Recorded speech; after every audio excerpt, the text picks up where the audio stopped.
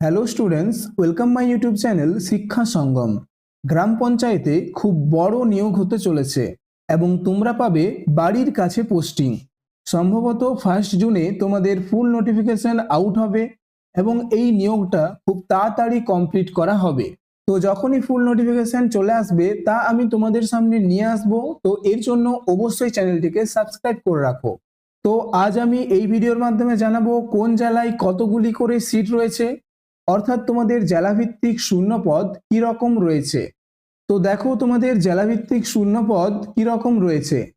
আলিপুরদুয়ারে রয়েছে 121টি সিট, বাঁকুড়াতে শূন্যপদ রয়েছে 607, বীরভূমে রয়েছে 144টি, কোচবিহারে রয়েছে 194টি, দক্ষিণ দিনাজপুরে রয়েছে 182টি সিট, দার্জিলিংয়ে রয়েছে 366টি সিট, হুগলিতে রয়েছে 601টি সিট, হাওড়াতে রয়েছে 437টি সিট, জলপাইগুড়িতে রয়েছে 146টি সিট, ঝাড়গ্রামে রয়েছে 222টি সিট, কালিম্পংয়ে রয়েছে 169টি সিট, মালদাতে রয়েছে 136টি সিট, মুর্শিদাবাদে রয়েছে দেখো 173টা সিট, নদিয়াতে রয়েছে 141টি সিট, উত্তর 24 পরগনাতে রয়েছে 516টি সিট, পশ্চিম বর্ধমানে রয়েছে 117টি সিট, পশ্চিম মেদিনীপুরে রয়েছে 560টি সিট, পূর্ব বর্ধমানে শূন্যপদ রয়েছে 299টি